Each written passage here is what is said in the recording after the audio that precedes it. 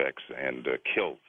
And so someone was sending a signal that this was really very sophisticated anthrax. And Ivans didn't have the equipment or the ability to manufacture this by himself after hours, as the FBI claims. Nobody who seriously looks at the forensic evidence is buying Bruce Ivans' guilt. And the FBI has taken so much heat, they've had to refer the matter to the National Academy of Sciences to study the technical stuff.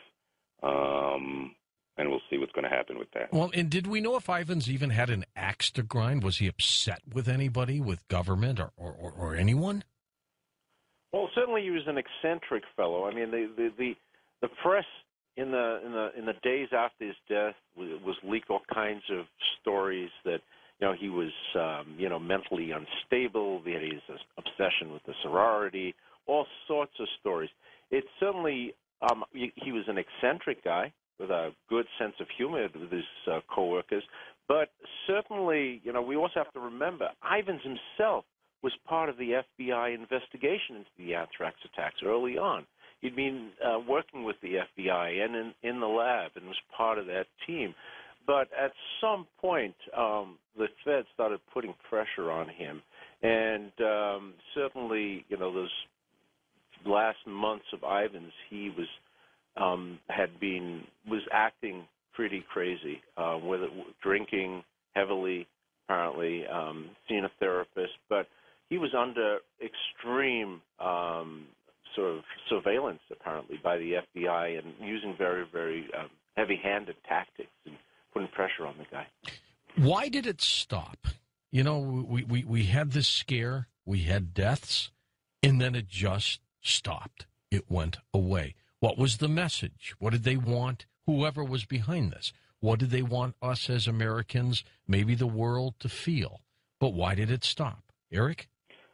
It stopped because there's no real interest in getting to the bottom of this. This is a Pandora's box of terrible secrets that go to the development of the worst weapons known to man, germ weapons. This is very scary stuff. It's our biggest collective nightmare.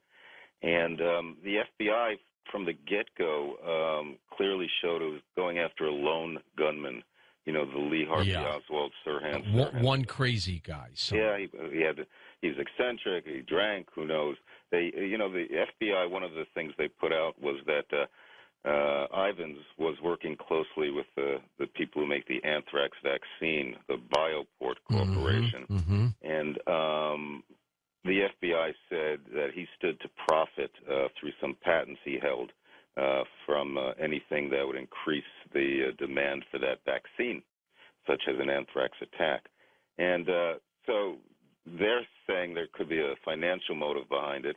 And that got Bob and I interested in looking into the money side of things. Sure. We're old-style Woodward and Bernstein veteran. Follow the trail. Yeah, and the money. Follow the money. And that's what we did when we got on our anthrax journey. I've always told myself, Bob and Eric, who benefits, and then follow that path, and you'll probably get pretty darn close. In this particular case, the anthrax scare, who benefits, in your opinion? Oh, definitely. Billions of dollars are being spent.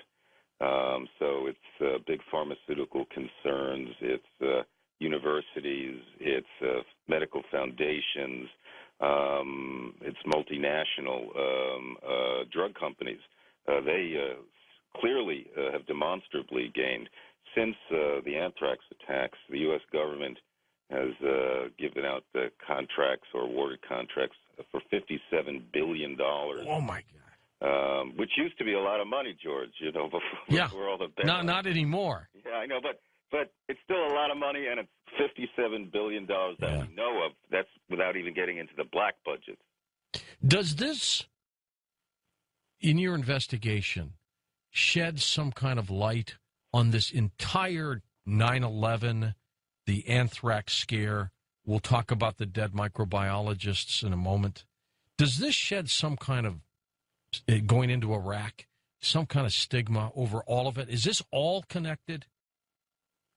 Well, we have. It's a good thing you bring up Iraq, George, because we have to remember that anthrax was one of the main justifications for that war and invasion of Iraq.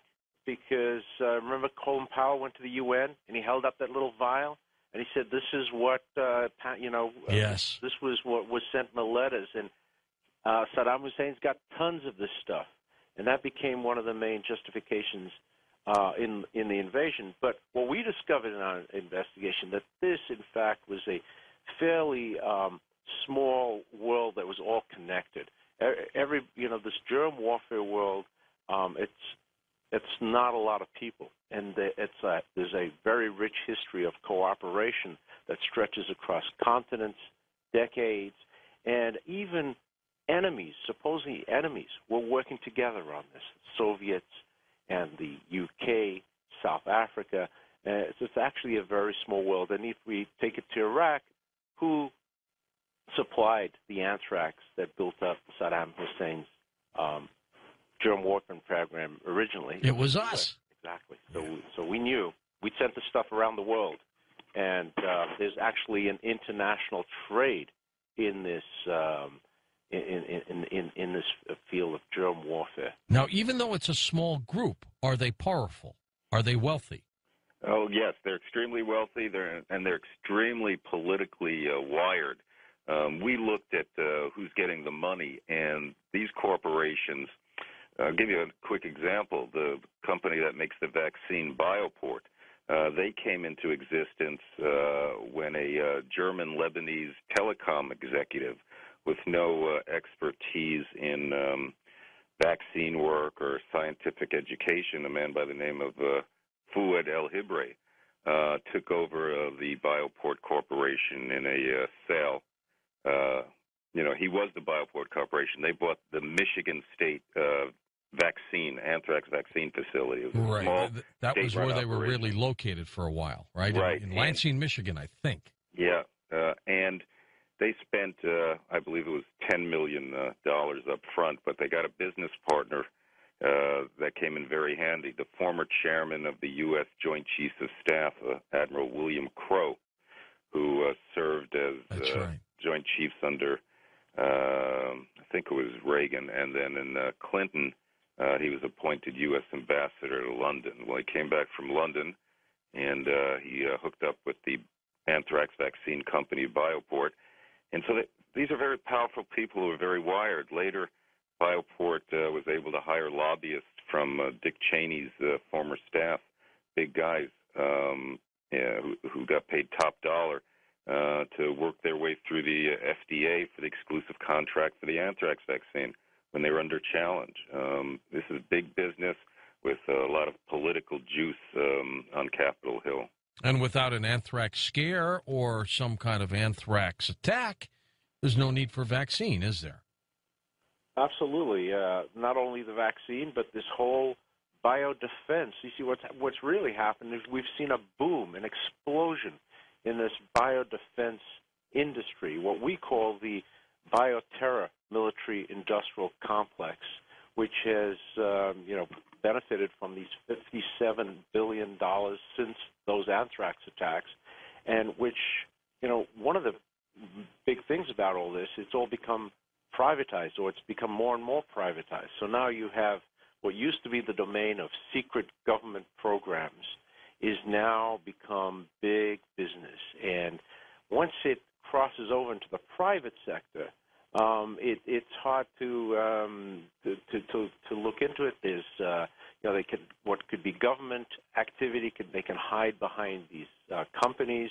What goes on in these labs are protected by corporate and trade secrets. And so basically, you've got university labs, private corporations, private foundations, all cashing in on this big biodefense boom. And we don't know what's really going on in those labs. We're going to talk about the suicide of David Kelly when we come back on Coast to Coast AM. And could this global germ war arms race push us into a major catastrophe on this planet? Up next, as we continue talking Dead Silence on Coast to Coast AM. Dr. David Kelly He died in 2003, apparently committed suicide. He was an expert in biological warfare and a former United Nations weapons inspector